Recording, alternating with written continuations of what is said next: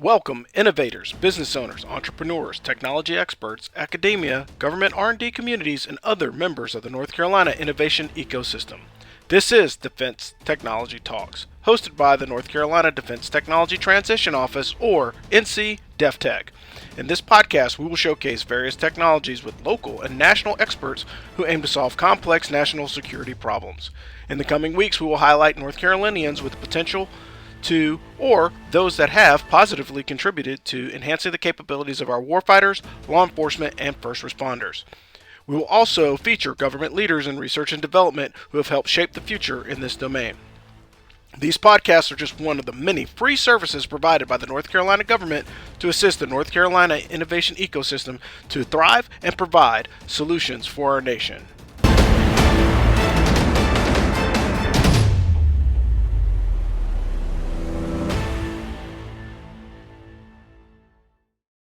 Good afternoon, ladies and gentlemen. Welcome back to Defense Technology Talks. I am Rob Robinson out of the North Carolina Defense Technology Transition Office. If you were lucky enough a couple weeks ago, you got to hear Lieutenant General retired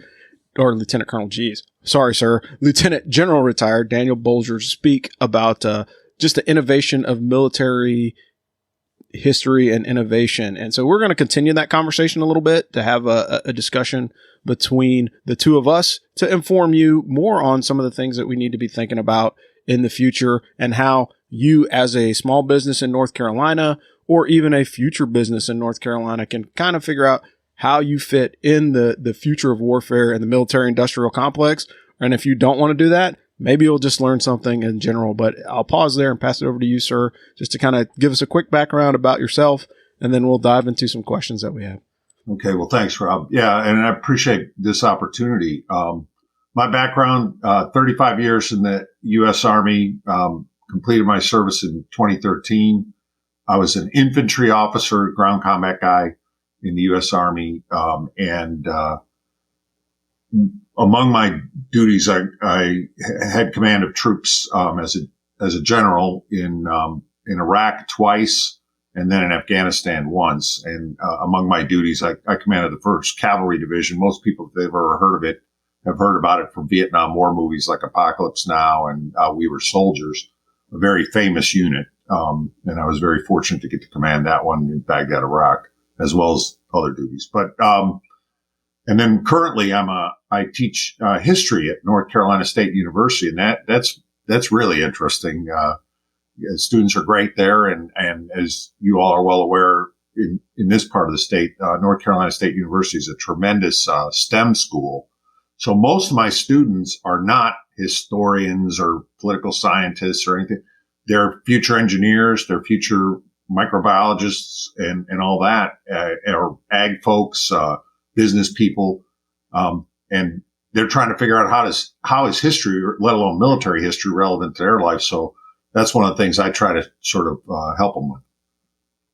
Yeah, and I appreciate that, sir. And one of the things, like, if you're sitting there right now listening to this intro and you're going like, why do I need to listen to this? Because if you think about a lot of the breakthroughs that we have, modern technology, a lot of it started in the military first. So you think about the microwave, the radar, cell phone. Unfortunately for Al Gore, it was not him that invented the internet, but it was, the requirements of the military industrial complex. And I think all of those things are very, very important. And if you're trying to fact check me, internet was a DARPA initiative, but we'll continue on from there. Anyway. Department of Defense Advanced Research Projects Agency, DARPANET, 1969. You're right on target. And so by understanding that, how all those things kind of trickled out of the military industrial complex into the commercial space. And now, as you look at today's modern society, there's a lot more technology that's coming from the commercial space that's going into the military industrial complex. One, because we haven't had a major full-scale war that has required the entire country to mobilize and support the war effort. So now, commercially, you can do a lot more and in development at a faster pace than the military is doing, just because the military is kind of stuck in some innovation loopholes. And so this kind of leads into my first question. And this was one of the things that, my deputy and I used to talk about all the time when we're sitting down at Green Ramp waiting to jump, is there's a difference between an evolution and a revolution. And I say that because, you have bows and arrows to hypersonic weapons. But guess what? At the end of the day, it is a projectile traveling a distance to strike a target. Do you think there's any specific revolution in the history of warfare that significantly changed how warfare has been fought, past, present, or future, sir? Yeah, there certainly is. And the revolutions are not always technological. We certainly know political revolutions. The American Revolution had a huge impact on the world in terms of showing that a country did not have to be run by a hereditary king and queen and nobles and all that kind of stuff. And that changed the structure of society, changed the structures of the military as well. And the French took that and ran with it in their revolution in 1789 and on and on. But in the technology realm, most of the stuff, I think, Rob, you hit a key term there.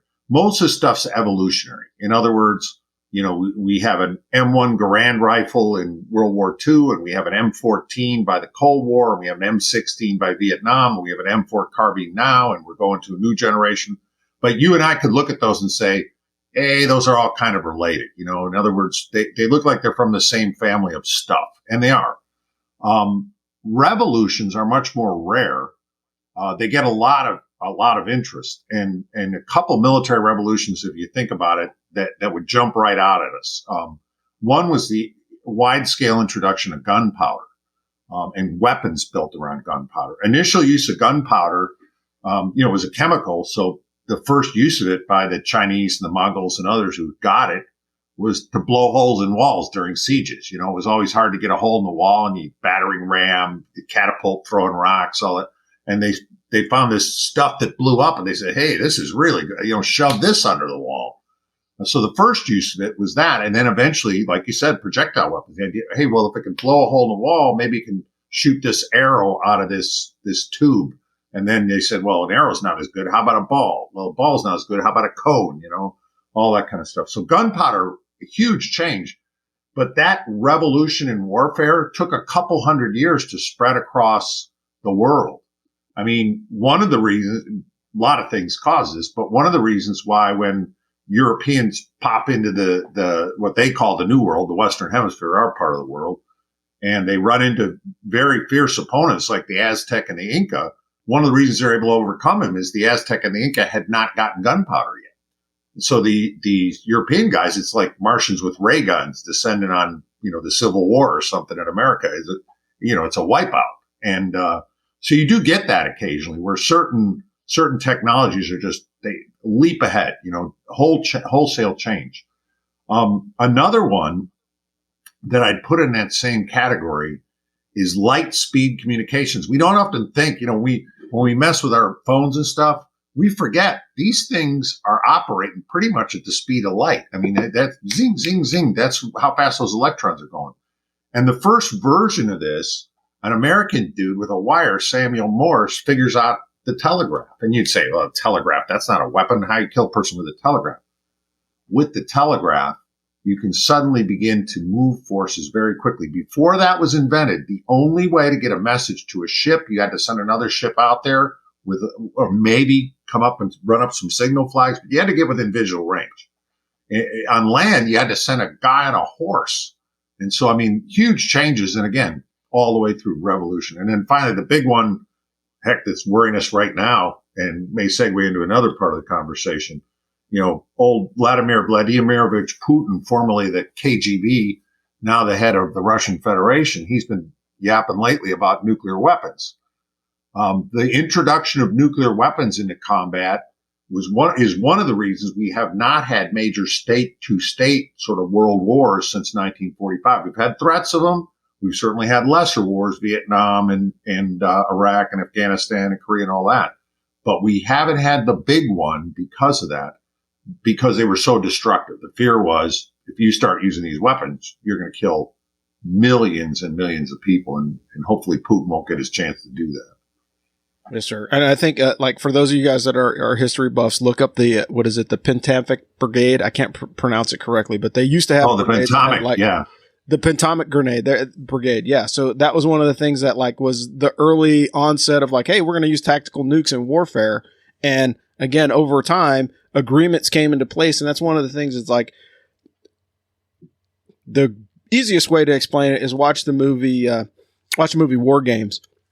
Mutually assured destruction kind of exactly right. The old Matthew Broderick Ali Sheedy movie. Yeah. Yeah. So mutually assured destruction kind of took the nukes off the table, and like it literally took a movie like War Games to kind of explain that to everyone. And so if you're a young kid, if you're an 80s baby, then you probably need to go back and watch that just to have a better understanding. If you're a 90s baby, you need to watch it for sure. But that is kind of the reason why we don't see nukes in a wide scale opportunity as it is. I would say now, the biggest threat outside of like somebody using a nuke would be in space or cyberspace. And we'll get to that a little bit later. Absolutely. But, and those are strong now because that one area is blocked off, and the nature of competition. And I don't care if it's business, sports, politics, or war. If one area is blocked, you're going to find a way around. That's right. You always try and find the path of least resistance and the greatest success. But speaking of what you previously mentioned about ongoing situation internationally in the Ukraine, the amount of support that Ukraine is receiving internationally is huge. I mean, I have yet to see an outcry for a country that's that small. Maybe exception with the Kurds in the early 90s, where people have kind of stepped up and wanted to help them out in a significant way.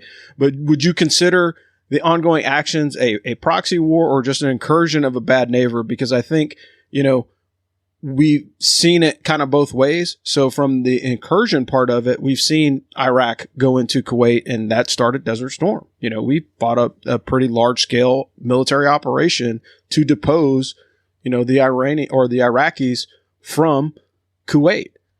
Fast forward almost 20 years, almost 30 years now, and you're looking at a similar situation, but culturally, when you look at Russia and Ukraine, they're a lot culturally closer than Iraq and Kuwait were. So is it really, just a bad neighbor acting crazy, or is it a legitimate proxy war, which is, the traditional special forces UW mission or unconventional warfare mission that we normally encounter in dealing with special operations? But what are your thoughts on this, sir? Because I'd really like to hear your perspective. Now I'll give the classic I teach at a college guy answer, which is both are right.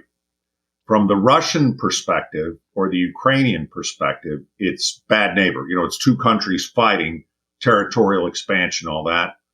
There's long history between these guys. The Russian state that we know of, although the capital now is in Moscow, the original capital was in Kiev back in 882 when the state was founded. And so, for people from that part of the world, Ukraine is not seen as independent. It's seen as the centerpiece of that whole cultural thing that we think of as Russian. And the Ukrainians, Ukraine, you mentioned, Kuwait is not a very large country. Iraq, a much larger country that invaded it. But Ukraine is actually the second largest country in Europe. Russia's humongous, 11 time zones. I mean, the sun's going down at one end and is coming up at the other, the largest country in the world. But Ukraine's the second largest. And so these guys, border disputes have been long told. Ukraine was part of the Russian Empire for centuries. It was briefly independent at the end of World War I, and then the new Soviet government took them back in. Stalin killed millions there to get them to heal during the communist phase. So there's no love lost between Ukrainians and Muscovite Russians. It's a shotgun marriage at best. And so when you get this invasion, and remember, this invasion actually started in the late winter, early spring of 2014. That's where the first Russian forces moved into the Crimea in eastern Ukraine, and then escalated greatly this February. But you also use an interesting term, Rob. You said proxy war. Ukraine by itself does not have enough population, arms industry, or equipment and forces on hand to defend itself. If all they could work with was what existed within the borders of Ukraine, they would be a wholly owned subsidiary of VV Putin's Russia right now. But the United States, other countries around the world rallied. The NATO alliance was big in this because, of course, Russia shares a border with NATO countries and an even bigger border now that Finland's in, as well as Sweden. But the Finns do share a direct border. The Swedes are in the neighborhood up there in the Baltic Sea. But it's really NATO, led by the United States, that has kept the Ukrainians afloat. If we just did the number crunching, the Russians would overrun them and the Ukrainians would be done by now. But it's keeping them afloat. They're fighting hard, no doubt about that. One other thing I should mention is that the war between Ukraine and Russia has some similarities to a 1980s war that happened between two countries you've mentioned, Iraq and Iran. In both cases, the most modern technology, the most modern tactics are being used. But to us, for as an outsider, when we look at the map, it's like World War I. It moves 100 yards this way or that way, over a week. And it's a reminder to us of how lethal and deadly and potentially indecisive is a big force-on-force conventional operation. If you go at them, your strength on their strength, this is what you get. You get this grinding war of attrition like we saw in World War I and even some of the theaters in World War II. So it shouldn't surprise us, but that's where we're at now. And in terms of proxy, the Ukrainians don't consider themselves our proxy, but they're certainly a force that we and our allies in NATO and around the world are trying to help. Send them gear, send them money, send them whatever they can. And this winter, they're going to need food as well as fuel, because the Russians used to supply a lot of that. And of course, that's not coming from them anymore. Yeah, I think enabling operations is probably the correct term, but you used the right term. That's a good military doctrinal word, but I agree with you. That's well said. And I think, and that's the scary part. And so as you mentioned, technology to technology head to head is very, very dangerous. And part of my transition in the Army before I retired was, again, I went from being an infantry officer for 20 years, and then I did my last 3 years as an electronic warfare guy.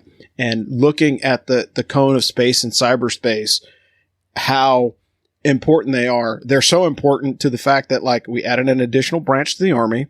We've added an additional force to the Department of Defense. So both of which are important, but which one of those two are the most, or the next high threat domain of warfare? Is it space or is it cyberspace?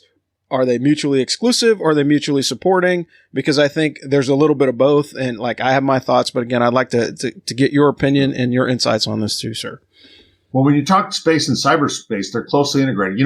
A funny thing happened in the space race of the 1960s, and I'm a little older than you, so I actually remember seeing all this junk. I can actually remember when they shot John Glenn into orbit and all that, and the Russians were always ahead of us at the beginning of it with their satellites and their people and all that. But the funny thing that happened is everybody, when they thought, they thought the space race was about rockets and going to the moon and going to Mars and space. Yeah, that's all part of it. What they missed was the real space race was about shrinking stuff down because it's so expensive to shoot things off through the gravity well of Earth. And space actually accelerated the cyber revolution already underway. The early versions of cyber were already in place by World War II. But space really accelerated, and the United States had a big advantage in that. The Soviets were great at rocket stuff. They actually had stronger rockets than us, bigger, more powerful, more reliable rockets than us at the start of the space race. But for ideological reasons, they could not allow the exchange of data unregulated by the KGB. They were so worried that two guys in a hut in Omsk would start discussing how to get rid of the government in Moscow. So, unless you could like shrink down a KGB officer and stick him on every microchip, they weren't going to permit that. And so the Soviets always lagged way behind they steal stuff from us. There are stories, and these aren't made up. These are true. The old Toys R Us franchise, KGB and Russian military intelligence, GRU officers in the Washington suburbs will be scouring the shelves of Toys R Us and stuff in the 1980s, picking up all the new Sega consoles, and they'd strip out the computer chips and send them back to Moscow. I mean, again, to us, we would say, man, how can you be that backward? But the point of that whole little vignette is cyber and space have always been tied from the very beginning. They're still tied. And right now, people worry about, somebody's going to use an anti-satellite weapon and take out our global positioning satellites, and all our GPS and our smartphones won't work, our maps and stuff. Far more likely is a bunch of ones and zeros are going to take that out. And the hardware will still be floating around in orbit doing its thing, but it won't work. It'll be a flying brick.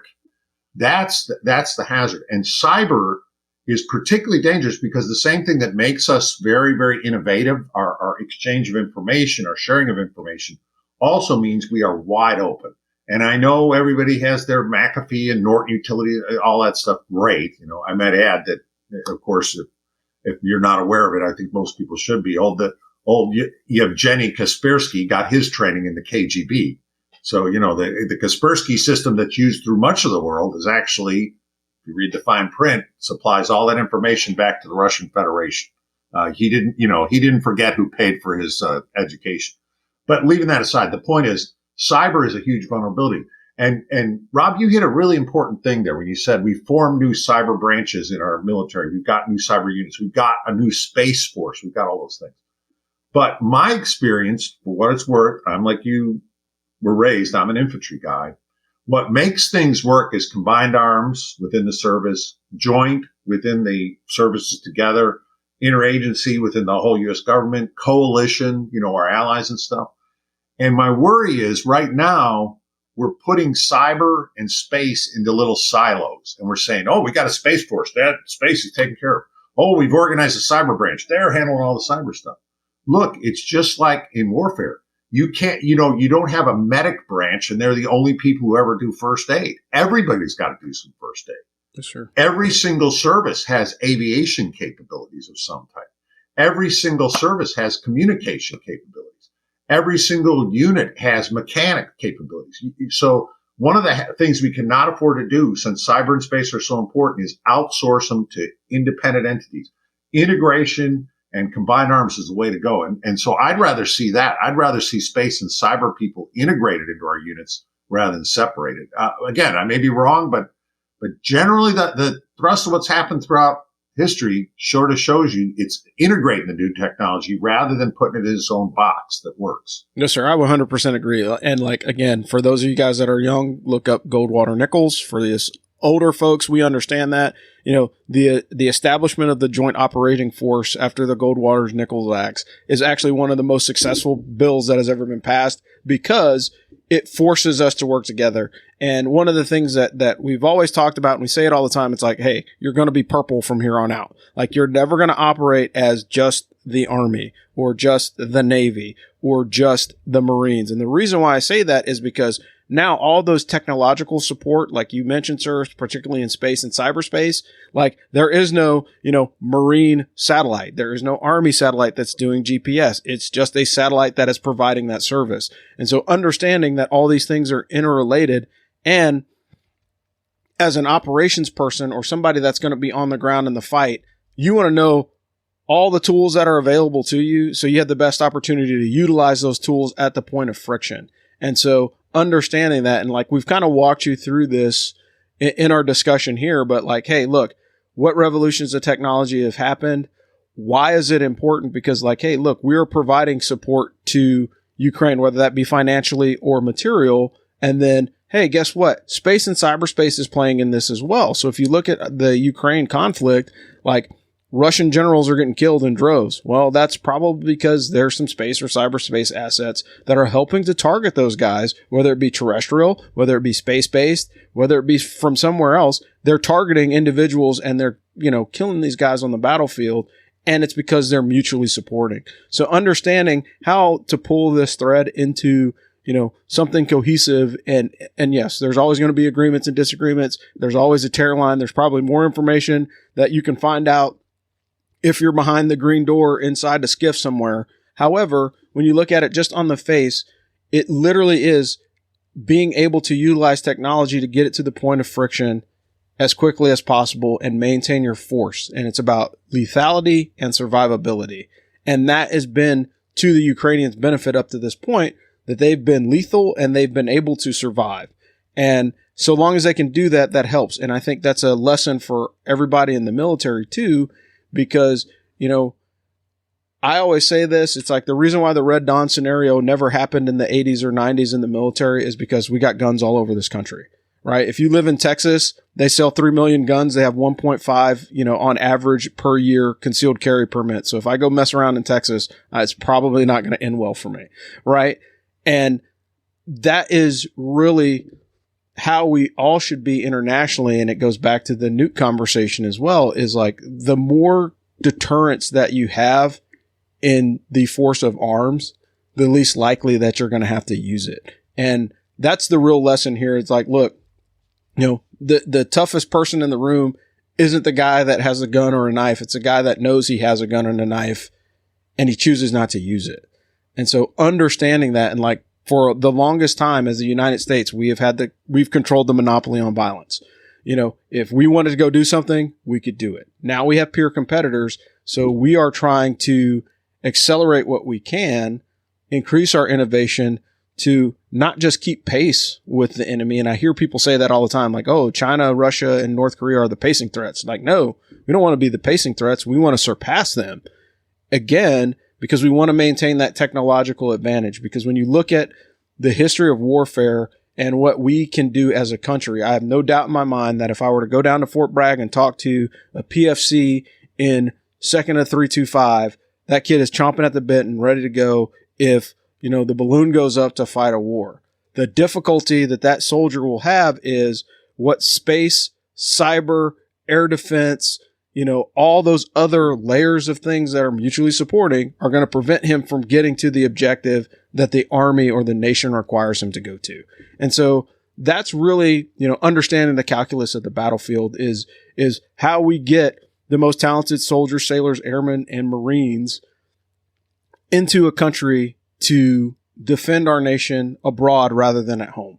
And if we lose sight of that, whether that be as a technologist, whether that be as just a citizen or a veteran, then we're not doing them a service. And that's part of the reason why we got you on here today, sir, is just to have a conversation about technology and the evolution of it and how to better inform the folks in our ecosystem so they have a better understanding of like, hey, look, just because you don't want to be the technologist, you may have something that could save somebody's life. And if you're the type of person that's like, well, I don't want to support the war. Okay, well, don't worry about supporting the war. Worry about supporting the soldier to keep him alive. Preserve that national treasure that is the human being that is attached to that service, right? I don't care, male, female, black, white, whatever. If we can preserve our national treasures, which is the human capital that we have, then we're much better off than we are wasting it fighting somewhere and our soldiers are less prepared. But I will give you the last word, sir. So if you have anything else that you want to talk about, I will give it to you, and then we'll wrap this thing up. I think you really said it well there, Robin, in your comments, and that is, the first president we ever had, who was a pretty good general during our revolution, George Washington. I mean, his among many thoughts that he left us as he served and left the office of president was that if you want to avoid war, prepare. Basically, the way to not fight wars is to be prepared to fight them. And that's always our preference. Like you said, deter the enemy, and then you don't have to defeat or kill them. And you're exactly right. There's so many technologies, ideas, methods, services that people are doing every single day that they think to themselves, well, this has nothing to do with war. And yet it has everything to do with preserving lives and helping people in ways you may not even be thinking about. And you started off with a reminder that the flow is two ways. Things that are tried on the battlefield, the global positioning system, for example, that we use every day to find our way from point A to point B, originally designed by the military and intelligence services for targeting. And now it targets us as we move around and go places to get our daily lives done. So it's important. And like old George Washington said, the best way to avoid fighting wars is to be prepared. And the best way to be prepared, in my view, is to harness the full capabilities of the American society. And that certainly includes our technology and our private industry.